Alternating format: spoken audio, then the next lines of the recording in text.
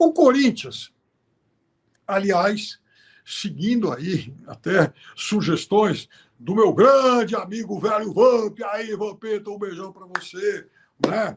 Vamp é sempre uma cabeça muito lúcida em relação a isso. Olha, o Corinthians é o seguinte, o Corinthians você tem os três da frente, o trio Garro, Memphis e Yuri Alberto, mais o goleiro, eventualmente o Carrídio, que foi até, na minha forma de ver, barrado de forma injustificada aí pelo técnico, mas é o seguinte, você junta tudo isso, você junta esses cinco, você teria em tese os intocáveis do Corinthians. Em relação ao resto, eu acho que a diferença entre titulares e reservas ela não é tão grande, embora a gente tenha que reconhecer que nos últimos jogos a zaga formada por André Ramalho e o Gustavo Henrique ela tem se comportado bem, melhorou, deu mais estabilidade. Já pensou? Nem vou ousar comparar esses dois ao que seria um Corinthians com o Félix Torres e Kaká. A Marília, por exemplo, saltaria no meio lá da cirurgia e, nossa senhora, ia tentar me arrancar o fígado. De qualquer forma, o Palmeiras foi eliminado, seguir a vida, Pipero, misericórdia. Vai seguir a vida, vai ter um dia, mais ou menos, aí de muitas queixas e tal. Então, o que eu quero dizer é o seguinte, Fernando, não cai o presidente, não cai o técnico e ninguém vai mandar jogador embora. O Palmeiras vai seguir a vida. Tem sido assim. Gostemos ou não, tem sido assim. E o Palmeiras vai continuar em duas outras disputas. Aliás, ele vai continuar vivo na disputa de dois outros títulos. O Corinthians, por exemplo, se cai na Copa do Brasil, sobra só o Campeonato Brasileiro, né? Aí vai poder jogar uma vez por semana, não vai mais ter reclamação de excesso de jogos, calendário apertado, é isso. Também tem isso. Claro que é óbvio, eu saio, quando o Palmeiras perde, eu saio aqui na rua, passo o portão do meu prédio, no prédio ao lado, tem, por exemplo, o porteiro lá que todo dia vem ver, Pipeiro, olha um pouco, não sei quem comeu um pouco, Paraná, um pouco. É evidente, esse tipo de brincadeira, de zoação, vai ter sempre, né? Agora, não vai. O que eu quero dizer é o seguinte: a vida política / econômica do clube não será impactada e na questão técnica, enfim, vai ter lá 2 dias de cobrança, escuta, professor Abel, o que está acontecendo? Ele vai lá, dá uma entrevista muito mal educada, como sempre, e segue a vida. É isso. Mas então, voltando à questão das escalações. No caso do Corinthians, eu repetiria o time que jogou contra o Palmeiras, ponto. Né? O goleiro, todo mundo sabe quem é, o Mateuzinho se firmou, a dupla de zaga que eu acabei de citar. Não, eu faria uma alteração. E, aliás, é uma mudança com a qual o Vampeta também concorda. A gente discute muito isso. Eu acho que o Andileri é mais jogador que o Bidu. Mas o Corinthians tem, enfim, o Dorival tem, né, um amor pelo Bidu. O competente Dorival, que, aliás, faz um bom trabalho no Corinthians, reconheça-se isso. É um trabalho em meio a muita dificuldade. Ele está conseguindo ser o timoneiro que o Corinthians precisa nesse momento. Alguém firme. Alguém que, né, não consegue, de alguma forma, blindar o clube de tudo que está. O time de futebol, o elenco de futebol, de tudo que está acontecendo em outras áreas do Corinthians.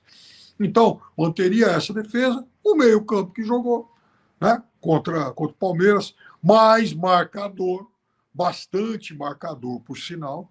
Achei que no primeiro tempo, especialmente, o Ranieri fez um ótimo jogo. Tá? É um jogador bastante combativo, um jogador que sabe dar a devida cobertura aos zagueiros. Aliás, já atuou como zagueiro, especialmente lá no Avaí.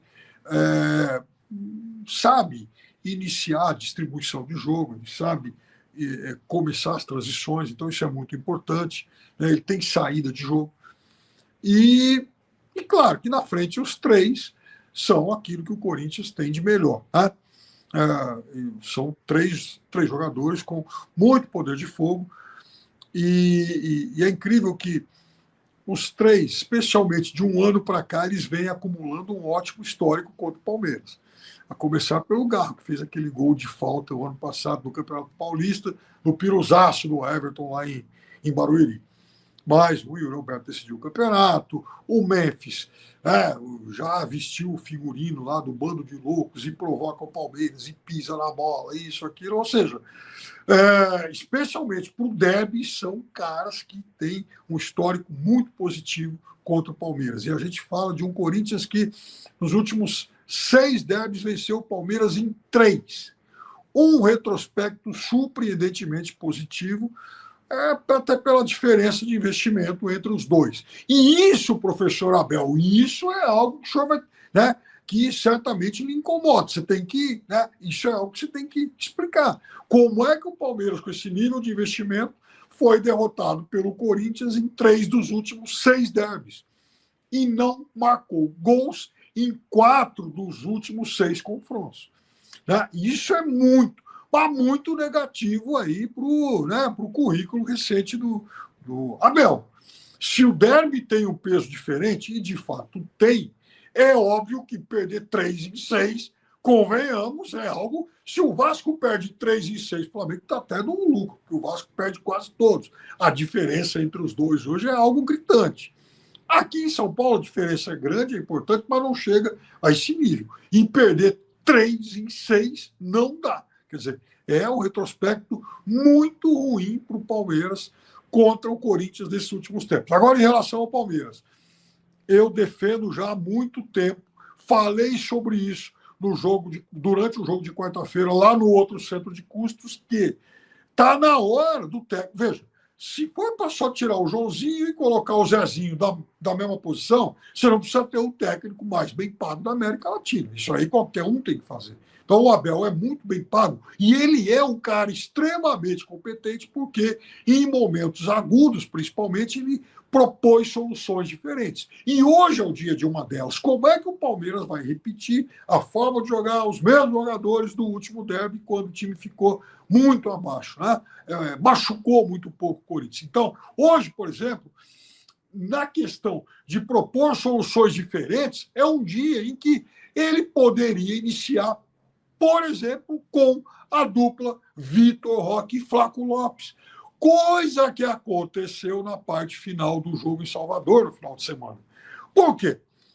Embora ele seja resistente a isso, né? O Abel não gosta muito dessa ideia. Aí, torcedor do Palmeiras e todos vocês que estão aqui no chat nos acompanhando, torcedores de vários outros clubes, Anderson, Gomes, Pipeno está em choque, Palmeiras eliminado pelo Corinthians. Né? Eu vou falar um negócio para você, eu não estou em choque, mas eu confesso que à medida em que o momento do jogo se aproxima, a gente vai ficando mais envolvido. Né? O torcedor compreende. Né? Então, se for para fazer igual, não precisa ter um cara tão competente como ele. E se for para fazer. E aí, a questão que eu queria propor aos nossos amigos. Opa, muito obrigado aí, GMS. Manda um alô para minha esposa, Fanny Pires. Diz que eu amo ela. Olha só! Usando o nosso chat como correio elegante. Mais um abração para você, GMS. E Fanny, ele diz que te ama. Somos torcedores do Campinense de Campina Grande, o único hexa do estado. E eu adoro o futebol do Nordeste, vocês são testemunhas disso. E um dia ainda eu quero fazer um programa aqui sobre isso, lançar um quadro sobre futebol das outras regiões do país. Um beijão para os torcedores da Campinense. Não vou fazer o mesmo aqui para o pessoal do 13, né? Porque, né, afinal de contas, o GMS gentilmente, né, nos faz aqui um superchat e se confessa torcedor da Campinense. Então, quem sou eu para saudar também a torcida do 13? Mas pelo menos do Botafogo, que está jogando a Série C, né? O Belo, Botafogo Belo, lá de João Pessoa. Então, é de João Pessoa, não é de Campina Grande. Mas um grande abração para vocês e para toda a nossa querida Paraíba, belíssima Paraíba. E aí a questão que eu queria propor é o seguinte: se você, torcedor do Palmeiras e técnico do Palmeiras, precisando desesperadamente fazer um gol e reverter uma desvantagem, você tem Flaco Lopes e Facundo Torres. Então, quem é que vai te dar mais esperança de ajudar o Vitor Roque a fazer um golzinho, a fazer gol, né? A pressionar o adversário, a criar dificuldades para o adversário? Quem faz mais gol, professor? Ou o Flaco Lopes ou o Facundo. Ah, mas eles não jogam na mesma posição. É verdade. Isso. Então, você tem no seu elenco, no seu time titular, o Vitor Roque, que é um jogador rápido, um jogador de grande mobilidade, brigador, raçudo, com facilidade para sair para os lados. Então, por que não tentar os dois? O Vitor Roque, o Tigrinho, nosso Tigrinho, saindo mais para o lado, ajudando mais na recomposição, e o Flaco como homem de área, de definição. Aliás, o cara que entrou, por exemplo, no último jogo lá contra o Vitória, ficou menos de meia hora em campo, tempo suficiente para fazer o gol de empate. Aliás, foi inclusive o responsável pela última finalização do Palmeiras, que quase virou um jogo. Então, tem que fazer algo diferente agora. Não adianta querer ficar preso às convicções, né? Preso aquele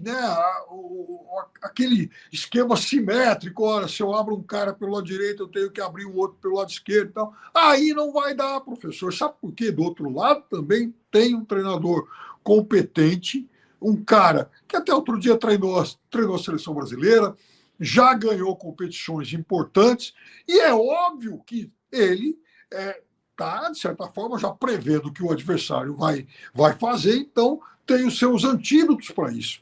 Né?